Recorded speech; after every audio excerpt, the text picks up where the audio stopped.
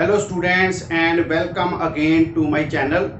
सो students अज जो अही टॉपिक करन जा रहे हैं उसका नाम है applications of Ampere circuital law. So last lecture दे विच असी एम्पीयर सर्किटल ला दे बारे स्टडी कीता सी। सो अज असी इहदियां एप्लीकेशंस दे बारे स्टडी करांगे। सो जिस तरह इलैक्ट्रोस्टैटिक्स दे चैप्टर दे विच गॉस ला दी मदद दे नाल असी इलैक्ट्रिक फील्ड कैलकुलेट कीता सी, उस तरह वक्री वक्री सिचुएशनस दे विच एम्पीयर सर्किटल ला दी मदद दे नाल असी मैग्नैटिक फील्ड कैलकुलेट करांगे। First application Ampere circuital law दी, that is magnetic field due to a long straight current carrying conductor. So इस स्ट्रेट करंट कैरिंग कंडक्टर दे करके असी मैग्नैटिक फील्ड कैलकुलेट करना आ एम्पीयर सर्किटल ला दे मदद दे नाल। सो देखो, सपोज कर लो कि ये अपने को long straight current carrying conductor आ, जिहदे विचों करंट कितना पास हो रहा असीं सपोज कर लेने आ आई करंट इस स्ट्रेट कंडक्टर दे विचों पास हो रहा आ। सो इस करंट कैरिंग कंडक्टर के आले दुआले मैग्नैटिक फील्ड प्रोड्यूस होगा इन the form of circular loops. So circular loop की शेप दे विच अपने को मैग्नैटिक फील्ड वो इस करंट कैरिंग कंडक्टर के आले दुआले प्रोड्यूस होगा। वो आपां किस तरह किहड़े रूल नाल दस सकते हैं, राइट हैंड पाम रूल दे नाल असीं जिहड़ा उहनूं एक्सप्लेन कर सकते हैं भी अपना थंब जिहड़ा राइट हैंड साइड का ਉਹਨੂੰ करंट की डायरैक्शन ਦੇ ਵਿੱਚ ਜਦੋਂ ਅਸੀਂ ਰੱਖਾਂਗੇ ਤੇ ਆਪਣੀਆਂ ਫਿੰਗਰਸ ਨੂੰ ਇਸ ਤਰ੍ਹਾਂ ਕਰਲ ਕਰਾਂਗੇ, ਠੀਕ ਹੈ, ਤੇ ਉਹ ਕਰਲਿੰਗ ਆਫ ਫਿੰਗਰਸ ਜਿਹੜੀ ਆ that will represent the direction of the magnetic field lines। ਸੋ ਜਿਹੜੀਆਂ ਜਿੱਧਰਲੇ ਪਾਸੇ ਆਪਣੀਆਂ ਫਿੰਗਰਸ ਕਰਲ ਕਰਦੀਆਂ ਆ ਉਧਰਲੇ ਪਾਸੇ ਕਿਹੜੀ ਡਾਇਰੈਕਸ਼ਨ ਹੋਊਗੀ, ਮੈਗਨੈਟਿਕ ਫੀਲਡ ਲਾਈਨਸ ਦੀ ਡਾਇਰੈਕਸ਼ਨ ਹੋਊਗੀ, ਠੀਕ ਹੈ। सो इस करके जो करंट अपवर्ड डायरैक्शन में जा रहा इट मीनस मैग्नैटिक फील्ड लाइनस उन्हों की डायरैक्शन किधरले पासे होगी, इस तरह अपने को एंटी क्लॉकवाइज डायरैक्शन दे विच मैग्नैटिक फील्ड लाइनस की डायरैक्शन होगी। सो जिस पॉइंट के उत्ते आपां मैग्नैटिक फील्ड कैलकुलेट करना चाहुंदे आ, सपोज कर लो भी ये अपने को इस P पॉइंट के उत्ते असीं मैग्नैटिक फील्ड कैलकुलेट करना चाहुंदे आ। इत्थे इस लाइन के उत्ते मैग्नैटिक फील्ड लाइन के उत्ते एक अहीं छोटा जिहा लेंथ एलीमेंट अज्यूम कर लेने आ, कितना DL। सो DL लेंथ एलीमेंट असीं अज्यूम कर लिया इस P पॉइंट के उत्ते। सो इस P पॉइंट के उत्ते जो मैग्नैटिक फील्ड की डायरैक्शन आपां कैलकुलेट करनी है तो की करांगे, इत्थे टेंजेंट ड्रा कर दांगे। सो टेंजेंट जिहड़ा ड्रा करांगे that will give the direction of the magnetic field line at that point. So इस मैग्नैटिक फील्ड लाइन के उत्ते जिस पॉइंट के उत्ते आपां टेंजेंट ड्रा करांगे उस पॉइंट के उत्ते मैग्नैटिक फील्ड की डायरैक्शन वो टेंजेंट रिप्रजेंट करेगा, ठीक है स्टूडेंट्स। हुण जिधरले पासे DL की डायरैक्शन है उधरले पासे ही मैग्नैटिक फील्ड की डायरैक्शन आ जाऊगी। तो हुण सपोज कर लो भी अपने को वो पॉइंट इस स्ट्रेट कंडक्टर तो किन्नी डिस्टेंस के उत्ते हैगा आ, वो आपां सपोज कर लेने R डिस्टेंस के उत्ते अपने को P पॉइंट है जिथे आपां मैग्नैटिक फील्ड कैलकुलेट करना चाहुंदे हैं, ठीक है। So according to ampere circuital law अपने को की हैगा सी, line integral of magnetic field over the closed loop is equal to mu 0 times the total current threading the area of the closed loop। so ये अपने को ampere circuital law दी definition के अकॉर्डिंगली रिलेशन आ गया साडे को कि line integral of magnetic field किदे बराबर mu 0 I दे बराबर आ गया। सो लैफ्ट हैंड साइड अपने को B डॉट DL इनू आपां सिंपलीफाई करांगे। B डॉट DL दा लाइन इंटीग्रल अपने को किदे बराबर आऊगा, लाइन इंटीग्रल जिहड़ा अपने को सिंपलीफाई आपां करांगे B DL डॉट प्रोडक्ट है इस करके cos थीटा एंगल, तो थीटा एंगल कितना बन रहा DL ते P दे विच 0 डिग्री का एंगल वो बन रहा है। सो इस करके cos 0 कितना हो जाऊगा अपने को 1 के बराबर हुंदा आ। इस करके नैक्सट स्टैप की आ जाएगा, line integral BDL into cos 0 कितना हो गया 1 हो गया अपने को। सो इतों जिहड़ा कि अपने को नैक्सट स्टैप B आपां बाहर रख लांगे, क्लोज इंटीग्रल दे अंदर की रह जाऊगा सिर्फ साडे को DL रह जाऊगा। DL दा क्लोज इंटीग्रल दा मतलब ये आ कि अपने को सारी लेंथ इस सर्कुलर लूप दी। सो इहदा इंटीग्रल ऑफ DL दा की मतलब हो गया भी सारी जिहड़ी लेंथ इस सर्कुलर लूप दी, टोटल लेंथ जिहड़ी इस सर्कुलर लूप दी किहदे बराबर होगी, equal to the circumference of this circular loop. ठीक है, तो सर्कमफ्रेंस कितनी आऊगी, R अपने को रेडियस है इहदा, ते सर्कमफ्रेंस कितनी हो जाऊगी 2 पाई R के बराबर। सो B इंटू 2 पाई R अपने को आ जाऊगा। ठीक है, सो ये अपने को लैफ्ट हैंड साइड किहदे बराबर ही हुण राइट हैंड साइड जिहड़ा μ0I दे बराबर आ गया। ओके स्टूडेंट्स, सो इत्थों अपने को मैग्नेटिक फील्ड कितना आ जाऊगा, B is equal to μ0I over 2 pi R। तो इनू आप इस तरह लिख लवांगे, μ0 ओवर 2 नाल उपर मल्टीप्लाई कर दिओ ते 2 नाल ही जिहड़ा नीचे आप मल्टीप्लाई कर देंगे। जो 2 नाल नीचे मल्टीप्लाई करांगे थले अपने को 4 पाई आ जाऊगा, उपरले पासे करंट दे नाल 2 आ जाऊगा नाल डिवाइडेड बाय R। सो ये अपने को रिलेशन की आ जाऊगा, μ0 over 4 pi into 2I divided by R आ जाऊगा मैग्नेटिक फील्ड का। सो ये मैग्नेटिक फील्ड का एक्सप्रैशन आ गया due to straight current carrying conductor दे करके। ठीक है, सो P पॉइंट के उत्ते मैग्नेटिक फील्ड इत्थे कितना होगा due to this straight current carrying conductor, that will be equal to μ0 over 4 pi 2I divided by R के बराबर। ठीक है स्टूडेंट्स, सो क्लियर हो गया। सो सिंपल जी गल है, अपने को line integral of magnetic field नूं आपां सिंपलीफाई कीता, cos 0 सी अपने को एंगल दोवां विच मैग्नेटिक फील्ड विच ते DL लेंथ एलीमेंट विच। सो ये अपने को DL जिहड़ा वो किहदे बराबर है, टोटल लेंथ इसी सर्कुलर लूप दी 2 पाई R दे बराबर आ गया। सो ये अपने को B इंटू 2 पाई R किहदे बराबर हो गया, μ0I दे बराबर हो गया। इथों आपां मैग्नेटिक फील्ड की वैल्यू कैलकुलेट कर ली। सो नैक्सट अगे स्टूडेंट साडे को second application Ampere circuit law दी, magnetic field due to a long straight solenoid. So long straight solenoid दे करके आपां मैग्नेटिक फील्ड हुण कैलकुलेट करना आ। सो सब तो पहला इत्थे समझना जरूरी आ कि सोलेनाइड हुंदा की आ।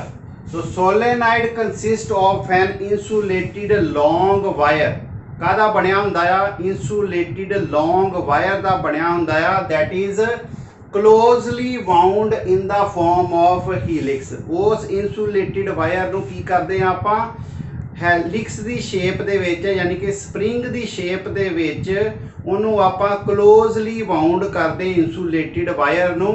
सो इस तरह दी अपने को फॉर्म जिहड़ी आ बन जांदी, स्प्रिंग दी फॉर्म दे विच जिहड़ा ये अपने को सोलेनाइड तैयार हो जांदा आ। ठीक है स्टूडेंट्स, सो ये दी जिहड़ी अपने को डायमेंशनस जिहड़ियां की हुंदियां आ, इहदी लेंथ बहुत ज़्यादा हुंदी है एज कंपेयर टू डायामीटर। सो ये डायामीटर दे कंपैरेटिवली इस सोलेनाइड दी लेंथ जिहड़ी आ वो ज़्यादा हुंदी आ।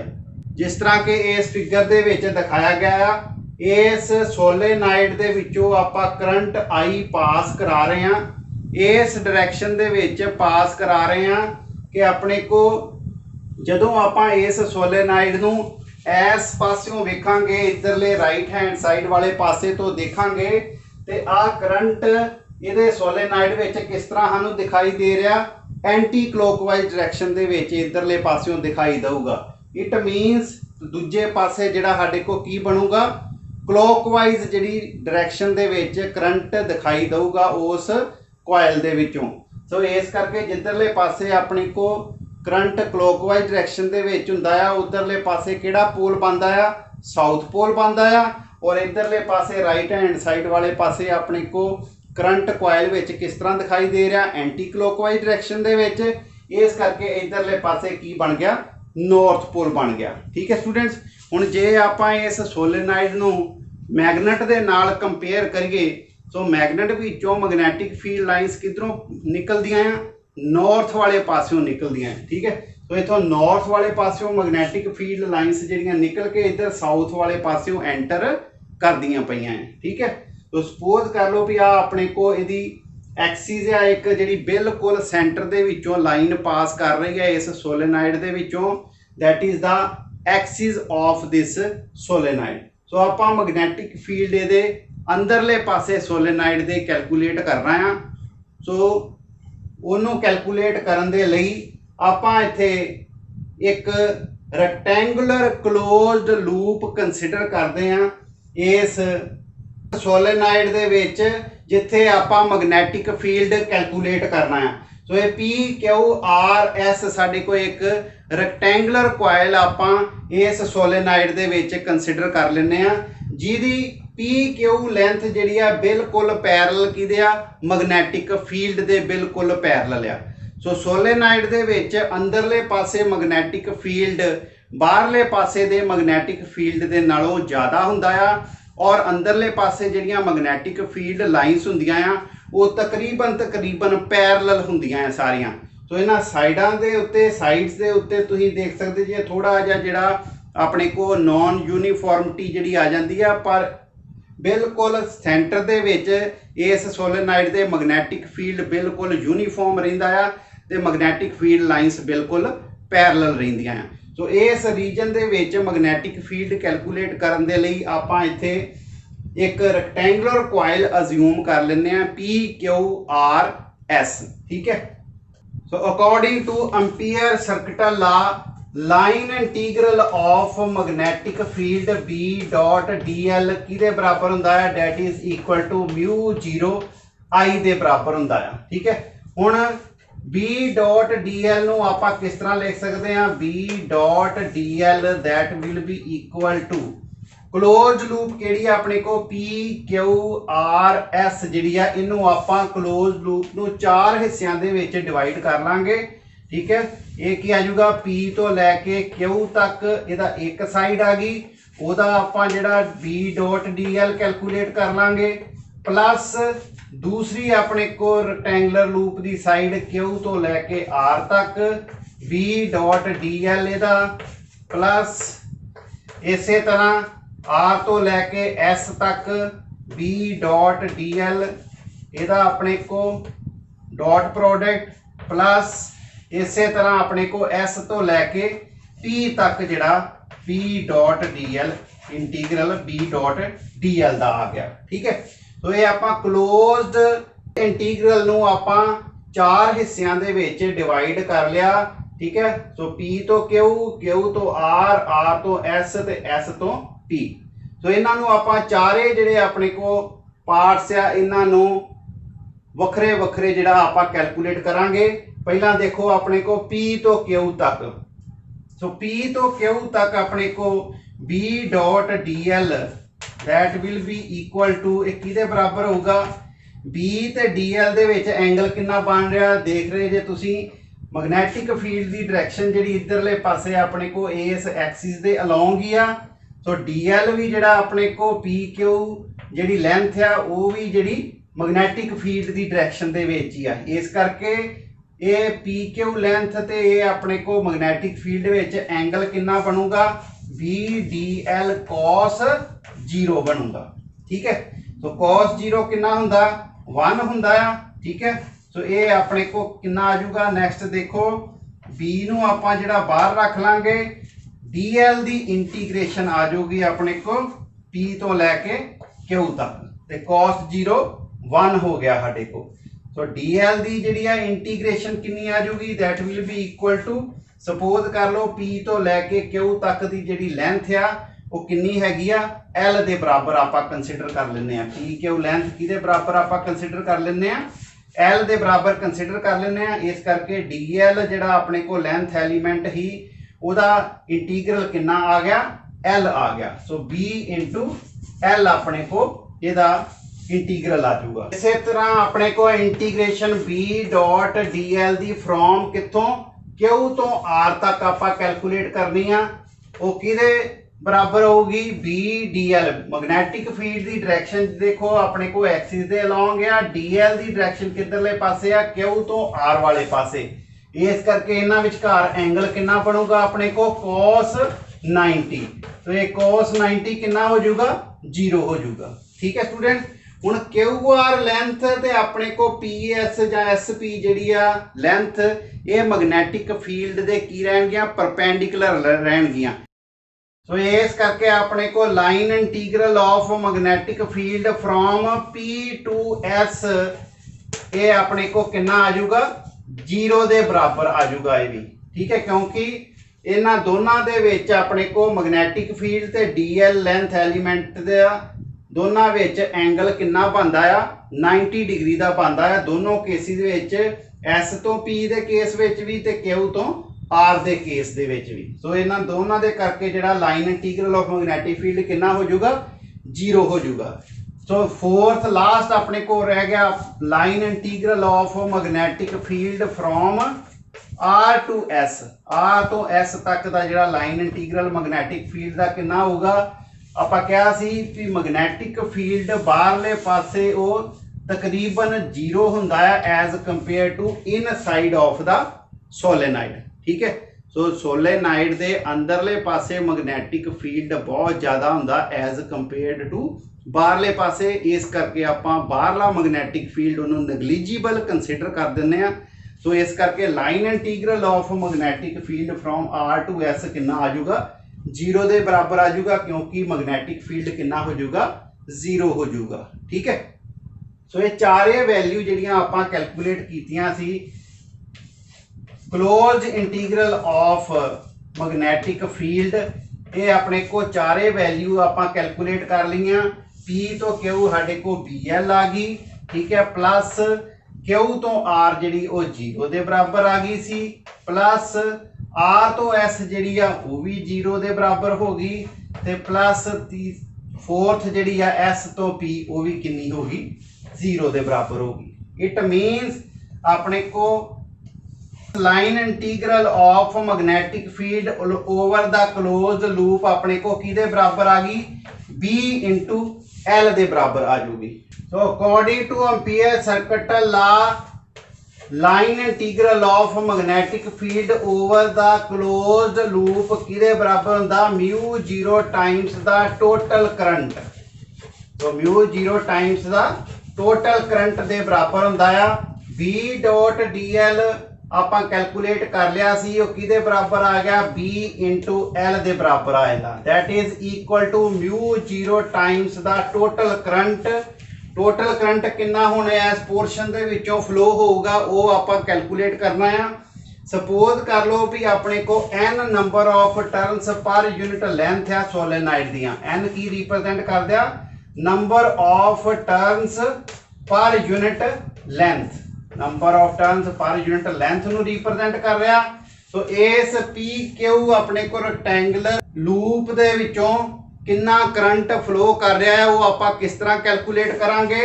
तो सपोज कर लो भी एल लेंथ आप क्या ही इस पी क्यू की लेंथ कितनी आ एल के बराबर, पी क्यू की लेंथ जी एल के बराबर है।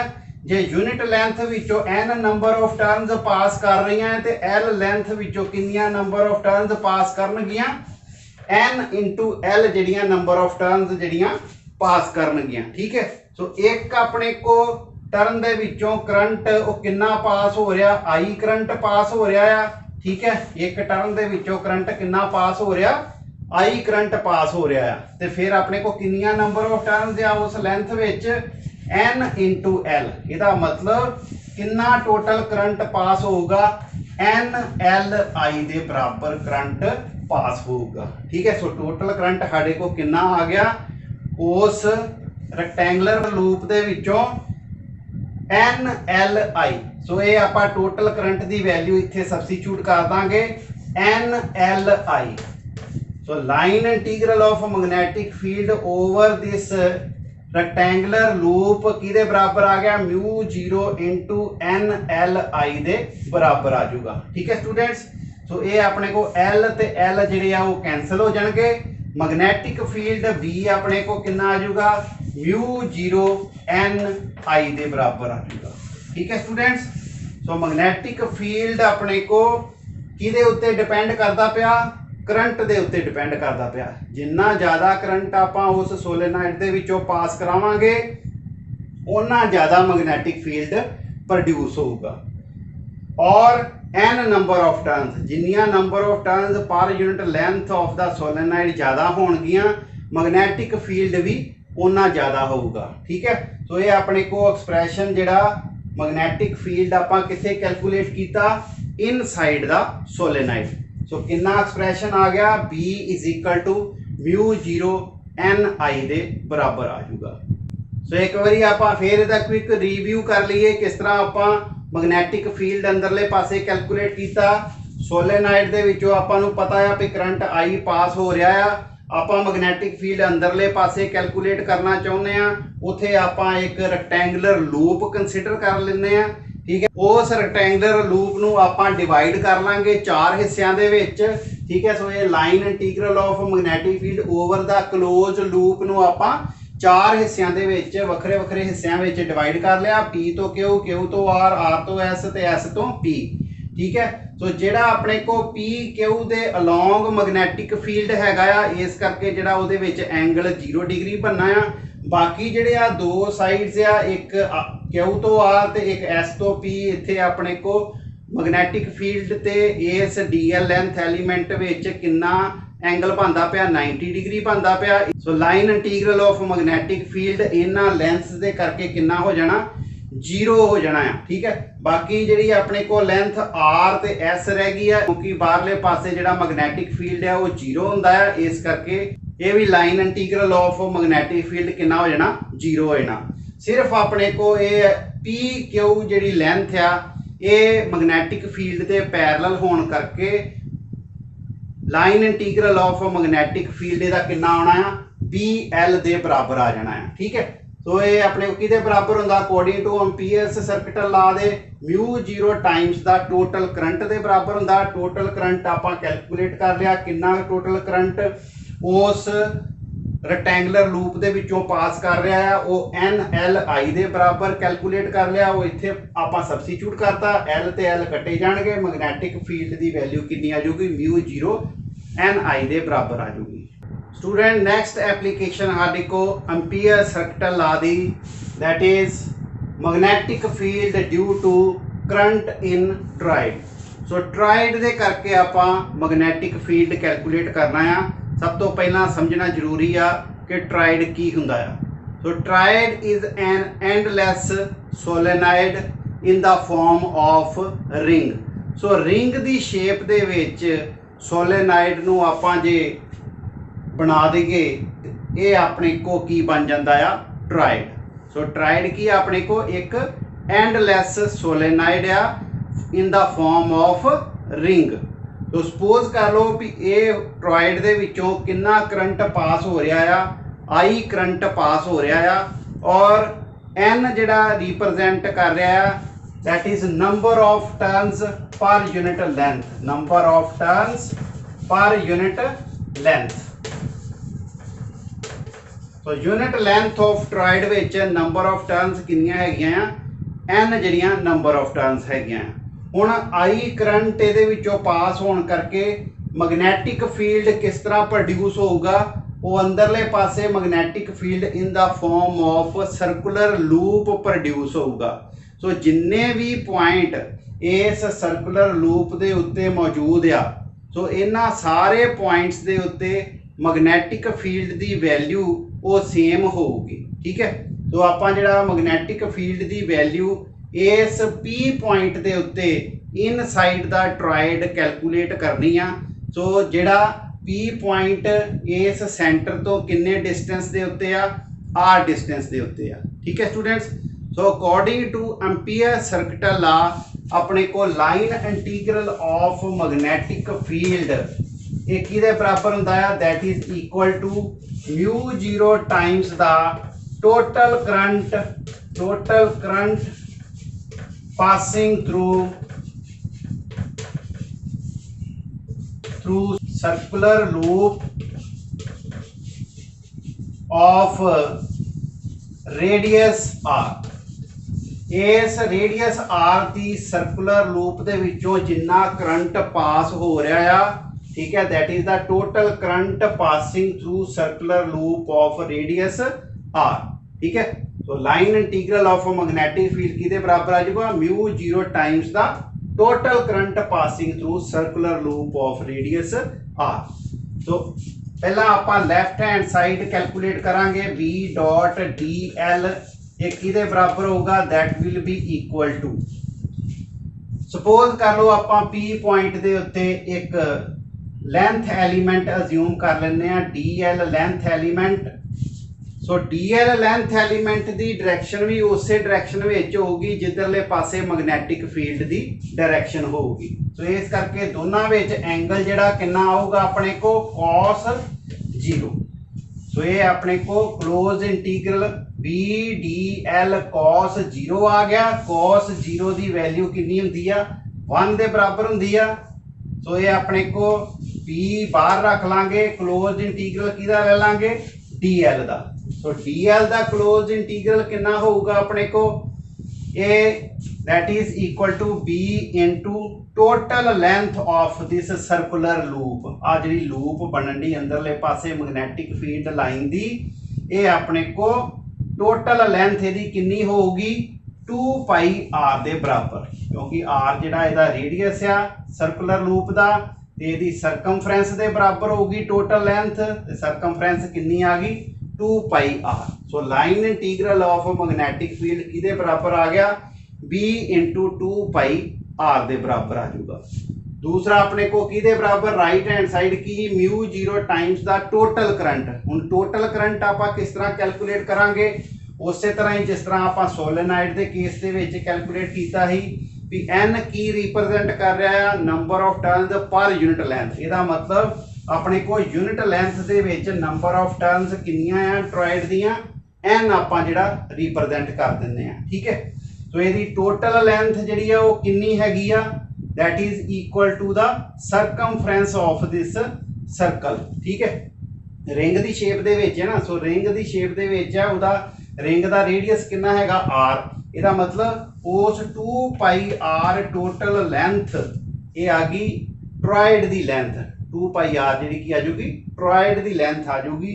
वो सारी टॉरॉयड की लेंथ विच नंबर ऑफ टर्न्स कितनियां होणगियां, 2 पाई आर इंटू एन, इन्नियां नंबर ऑफ टर्न्स जिहड़ियां टॉरॉयड दियां होणगियां। ठीक है, तो जे अपने को एक टर्न दे विचों कितना करंट पास कर रहा, आई करंट पास कर रहा आ, ते किन्नियां नंबर ऑफ टर्न्स है अपने को टॉरॉयड दियां, वो हैगियां 2 पाई आर इंटू एन।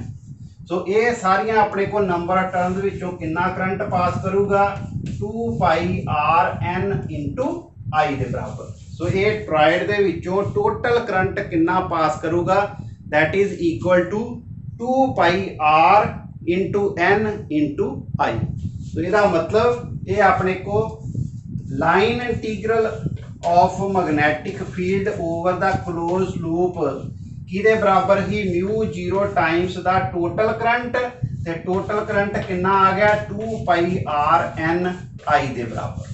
ठीक है स्टूडेंट्स, तो बी डॉट डी एल की भी वैल्यू आपां कैलकुलेट की हुई आ, बी इंटू 2 पाई आर दे बराबर आ।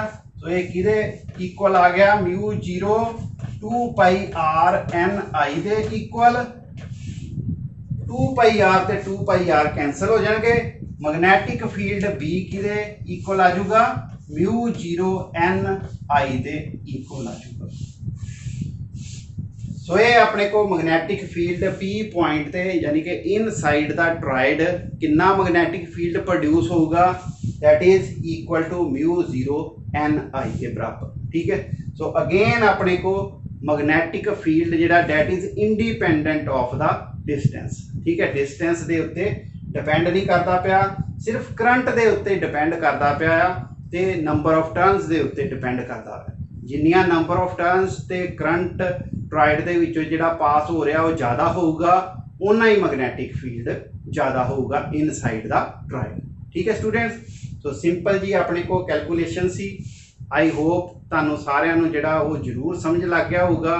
तो स्टूडेंट्स ਜੇ ਤੁਹਾਨੂੰ ਮੇਰੇ ਲੈਕਚਰ ਜਿਹੜੇ ਆ ਉਹ ਵਧੀਆ ਲੱਗ ਰਹੇ ਨੇ ਤੇ ਇਸ ਚੈਨਲ ਨੂੰ ਸਬਸਕ੍ਰਾਈਬ ਜ਼ਰੂਰ ਕਰੋ। Thank you very much students.